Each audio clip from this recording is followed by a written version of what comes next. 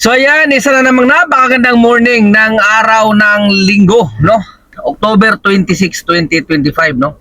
At nandito ulit tayo sa Terminal 1. Nakaharap tayo dyan sa Terminal 1 na yan. Standby tayo saglit, no? Rolling para habang nag-aantay ng booking, no?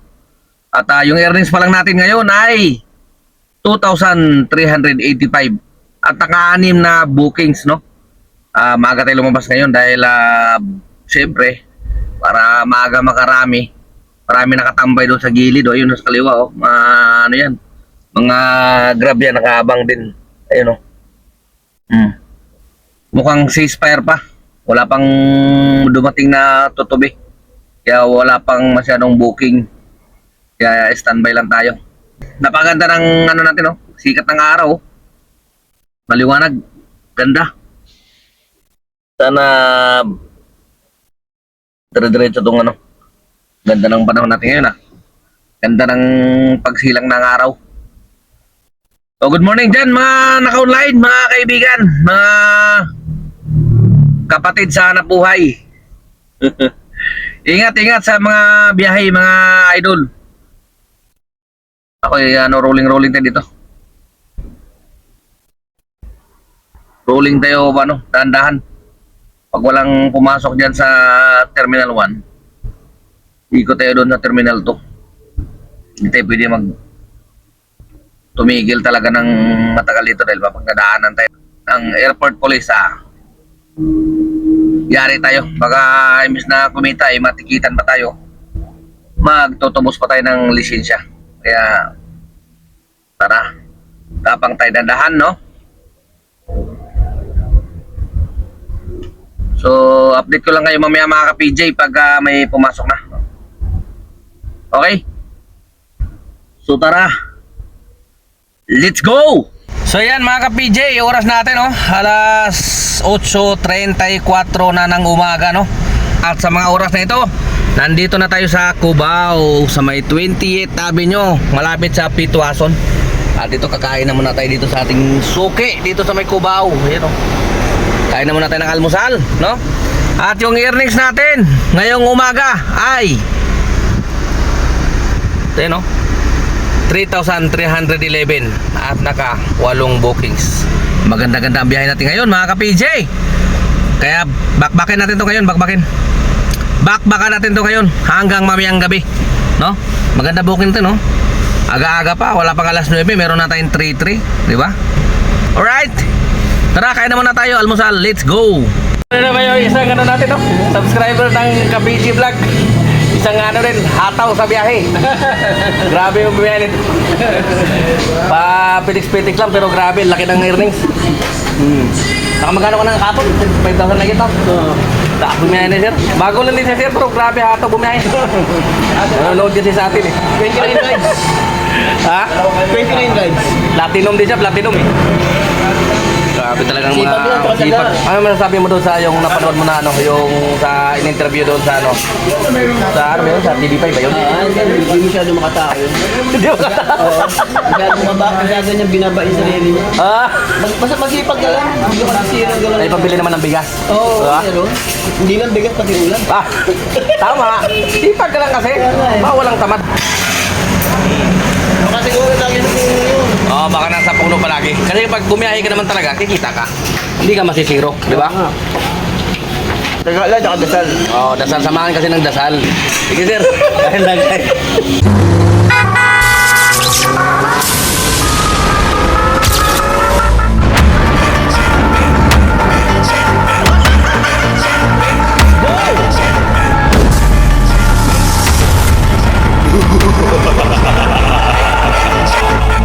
So ayan ito gusto ko to may sumasalungat sa ating vlog. Okay lang yan, walang problema sa atin yan kasi nga nasa malayang tayo, bansa. Alright?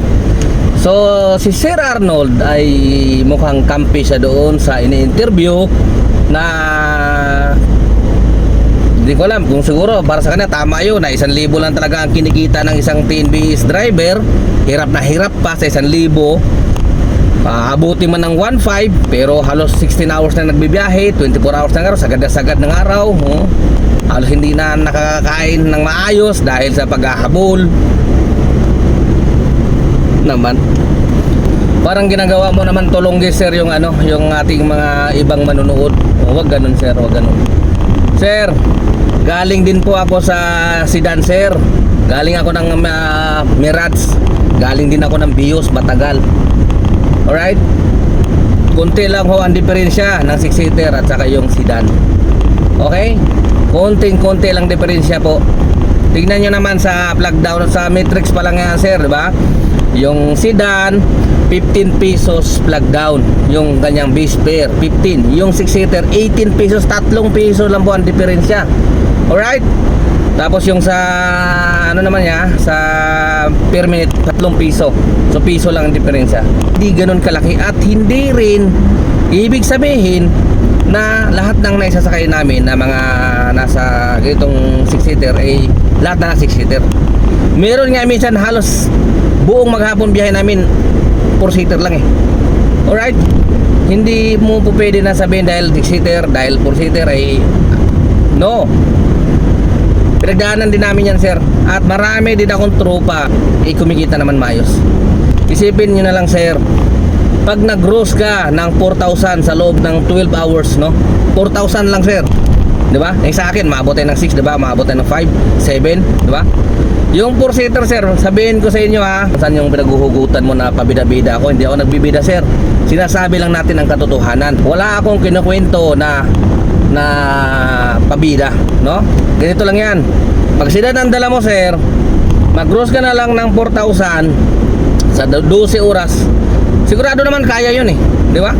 Sipag lang talaga, tsaka babad, di ba? Babad sa biyahe. Sabi nga nung in-interview, babad na babad siya sa biyahe, di ba? Kaya halos hindi na nga makakain.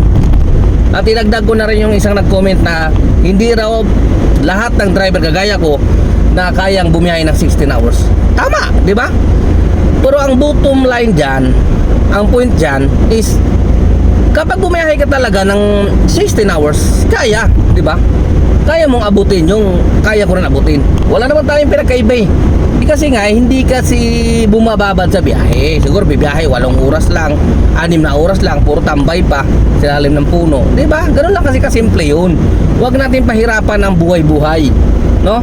Balik tayo dun sa Sedan. Pag nag-gross ka lang ng 4,000, siguradong sigurado na doon. Diba? 4,000, magagas ka dyan. Palagay na lang natin. No?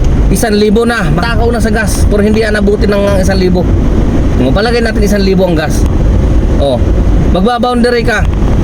Magkano? 1,2. O magkano na, 'di ba? 2,2. Meron ka ng 1,8. 'Di ba? 1,8 na, sobra na 'yon. 1,8, 'di ba? Sa isang nakiki-boundary. Eh yung sinasabi no na-interview na 'yon, 1,5 lang daw. Doon pa daw niya kinukuha yung panghulog. Kahit sana tayo makarating, sir, imposibleng mangyari 'yon na 1,5 lang. Ano 'yun? Hindi siya nagbibiyahe, 'di ba? 1,5 lang yung ano, yung kita niya. Kita na daw yun eh. So ibig sabihin ang gross lang niya is 2,000. Gasolina palagi natin 500. Tapos sobra 1,500. 1,000 pa nga sinasabi niya eh. Saan nagaling yung kwento niya na yun? Di ba? 1,500. Di ba? Ano gross niya? Ano lang? 2,500. Ang dami-daming nakiki-boundary. Ano yan? Lahat ang ginugross niya 2,500 lang? Ano, paano pa yung boundary nila? Paano pa yung pang-uwi nila? At hindi rin po ako nagbibida-bida, sir. Unang-una po, lahat ng nilabas ko to sa akin channel ay katotohanan lang. Meron ba akong pinakita dito na scripted? Wala, di ba? Lahat yan tunay. Nakikita nyo naman kung gaano kahaba ang oras ng biyahe ko, di ba? Kasi ginusto ko yun eh. Gusto kong kumita ng extra eh, no? Di ba? Wala akong biyahe dito na 3 oras lang, kumikita na ako ng 5,000. Walang ganun. Lahat mahabang oras. Kaya ang sinasabi ko nga, kung magbabad ka, habaan mo yung oras mo, kikita ka naman talaga. Hindi katulad nung kwento niya na nagbabad na raw siya, 16 hours na nga lang daw, 1,000 lang yung sobra. Malinis, take home. Take home siya nasabi niya eh. 1,000 lang take home. So ibig sabihin, kano lang yung gross niya? Diba? 1,500. Gasolina, 500. Diba? Hindi ko alam kung grab driver ka, no? Kung grab driver ka naman, ganyan ang kinikita mo, 1,000 lang, malinis, hindi ka nakikiboundary. Yun na yung pinaka-take mo, sarili mo sasakyan. Tumigil ka na sa pagiging 10 baser eh. Sayang lang yung oras mo. Ganun na, real talk talaga yun. Hindi po ganun, no? Kahit po anong trabaho, kahit anong hanap buhay yan, kailangan mo talaga magtiis. Hindi po pwede puro hayahay lang.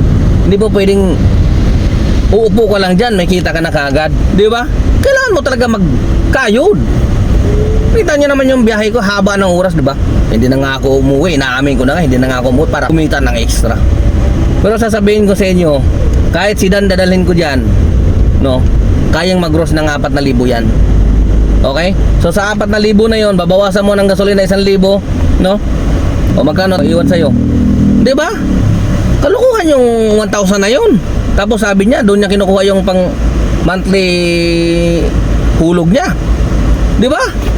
Huwag ganun. Marami akong pwedeng kausapin na mga tropa na mga sedan na nag-gross ng 4,000, 5,000, 6,000 dahil nagsisipag sila, nagsisikap sila, di ba? Doon tayo sa tama, sir. Doon tayo sa katotohanan. Okay? Pero please tayo, sir, hindi ako galit sa iyo, no. Gusto ko lang linawin kasi parang hinusgahan nyo agad ako na bibida-bida eh. Hindi tayo nagbibida-bida. Paano ako naging bida-bida? Eh, sobrang pagpakahirap ko nga sa biyahe para lang kumita. Para sabihin mong nagbibida-bida tayo. Hindi gano'n. Kung nagbibida-bida ako, pinakita ko sa inyo, ito lang, 4 na oras lang, 5 oras lang. Oh, yan. Sabihin nyo sa akin, nagbibida-bida ako. 5 oras lang biyahe, meron akong 5,000. Pero hindi. 16 hours, 14 hours. Di ba? Walang bida-bida doon. Pinaghirapan. Di ba? Ganun lang. Okay, pero hindi ako galit sa iyo ha. Nag-react lang ako doon sa comment mo. Okay? No, karapatan mo 'yon na mag-comment ng ganun. Karapatan ko din na sagutin ka ng tama. Okay? Katulad ngayon, sir, no? Inaamin ko, lumabas ako. Mag-aalas 3 lang naman taling araw. Oh, meron akong 5,000. Oh, bibida-bida ba 'yan? Hindi yan bibida-bida. Totoong buhay 'yan, nangyayari.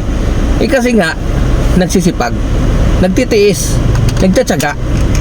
Hindi yan nagbibida-bida. Okay? Anong oras pa lang, oh? Wala pang alas 3, meron na tayong kulang-kulang 5-1. Di ba? Walang bibida-bida dyan. Tunay na buhay yan. Yan ang tunay na kwento ng buhay. Baka hindi nyo lang masyadong napakinggan yung kwento niya, sir. Panoorin nyo po ulit. Baka nagkamali lang ako kayo. Ang pagkasabi po niya, ang kinikita lang daw niya is 1,000 hanggang 1,500. Alright? Tingnan nyo po ulit. 1,000 hanggang 1,500. Tapos kinuwenta nung reporter, so halos 30,000 monthly. So doon pa siya kukuha daw ng panghulog ng sasakyan. Imagine mo yun. Paano na lang yung nakikiboundary, di ba? Hindi na talaga makakaboundary. Di ba kalukuhan? Hindi ako nakikipagdebate sa inyo. Lalaban ko yung tama. Pinaglalaban ko yung tama. Mali kasi yun eh. Wala namang mag-gross lang ng 2,000. 2,500. Ilang oras ka lang bibiyahe? 3 oras. Diba? Ganun lang kasing kasimple yun, sir, no?